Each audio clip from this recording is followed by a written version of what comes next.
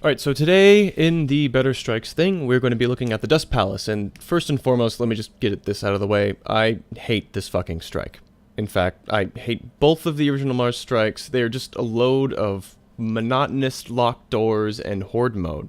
So this video may be a bit biased and or bitter, as I have a lot of feelings about the sheer laziness that was Mars in general, and this and Cerberus Vae are paramount to that. So encounter number one, you go down into kind of a basement area to open a locked door, and the problem here is that it's horde mode. There's no other interest other than wait for Dinklebot to open the door for you after you kill a certain number of enemies, and that's just boring! Oh my god! We really need to eliminate this crap from Destiny. I know this is only the third video, and I'm going to be talking about your defend the ghost objectives in the later strikes that I talk about, but in later iterations, so like in the next DLC, I do not want to see any of this defend Dinklebot bullshit, and especially in the second game, I want to see something more creative. I want them to hear my voice, or to do something more creative that makes it interesting to actually do it, instead of just, oh man, look at all the enemies, better go to the safe room and wait for them to all kill themselves. So I propose a change as such, similar to the Will of Crota security doors. Replace it with a salvage minigame. Deploy your ghost to probe a door. Cabal will immediately begin to spawn in response to the attack. Centurions and Scions will attempt to disrupt the ghost's probe, while the rest of the enemies will aggro on the players. The probe will take 1 minute to penetrate a single layer. Once a layer is penetrated, the progress is locked. No need to reprobe previous layers. The locked door has 3 layers, and if the probe is disrupted, all progress on the current layer will be lost. Once the layers are penetrated, the door will open and the players may progress. The Cabal will pursue the players for a little bit until they despawn when they're out of sight. This brings us to encounter number 2, which is in the kind of tower pavilion area. It's kind of a couple offices and things, and the players have to progress up a bunch of steps while Cabal and Vex spawn in and try to kill each other while trying to kill the players, and you get to a locked door, where you encounter more horde mode. Oh, and before this horde mode can even begin, you have to kill all the other mobs in the area. So yeah, it's a horde mode followed by another fucking horde mode. So yeah, we definitely need to address this shit. So let's take a note from the event. The enemies are moving against each other. Upon entering the room, there will be a few Cabal patrolling the area, but then Vex will start to warp in, which is met by the Cabal reinforcing themselves, which is met by more Vex and Cabal and so on and so forth. The players are meant to immediately be thrown into the middle of a chaotic, close-quarters battlefield. If you don't push through to the top fast enough, they will be quickly overwhelmed. To this, and to add a bit more peril, the door is still locked and must be probed. Only 1 layer this time, and the enemy will not attempt to disrupt the probe. This is meant to stagger the player's progress and add some risk to the encounter, so they don't just blow through it. Upon the door unlocking, the players may progress, and the enemies will retreat soon thereafter. We are then led to the third encounter, which is in the AI control room, which we encounter in the Buried City mission, I believe. And here, it's more fucking horde mode. For fuck's sake! Just, was there any kind of creativity going into this strike, or was it just like, oh, the PlayStation people want a new strike exclusively for the PSN network people, just nation. Okay, let's give them a bunch of horde mode. Yeah, that's easy enough, we'll just do that. They'll like that. It'll be like, and they'll feel exclusive, so they'll feel better about themselves. Fuck you! So there's another locked door here, and the salvage game mode is getting a bit old, so let's switch it up a bit.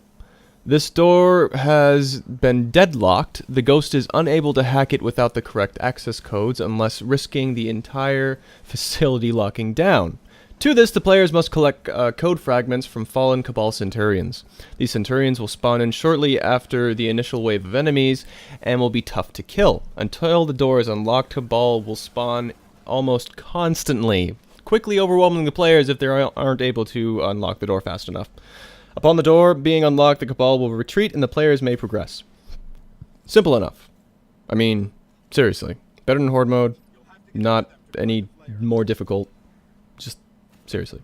And now for the final roof encounter against the bosses. Now I have to say that this fight was kind of well designed. The fight becomes interesting because there are 3 separate bosses who are all weak to one specific damage type. That's cool. What isn't cool is how damn fucking bullet sponge they are. It again becomes a chore to fight. It's a giant commitment of time, and lots of people don't like that. They don't have that much time. They just want they want a challenge, a quick challenge, and instant gratification. And it's not like I'm asking for them to die instantly. It's just I want them to be fun to fight, but not just let's throw bullets at them until they die, because that's boring and takes too much fucking time for my interest. I lose interest very, very quickly here. Furthermore, aren't these guys supposed to be breaking down Rasputin's defenses, like trying to take him over? Why doesn't that play into the fight at all? Now, this fight I have lots of changes for, so get ready. The changes as follows. The players enter the room and already being guarded by the Cabal.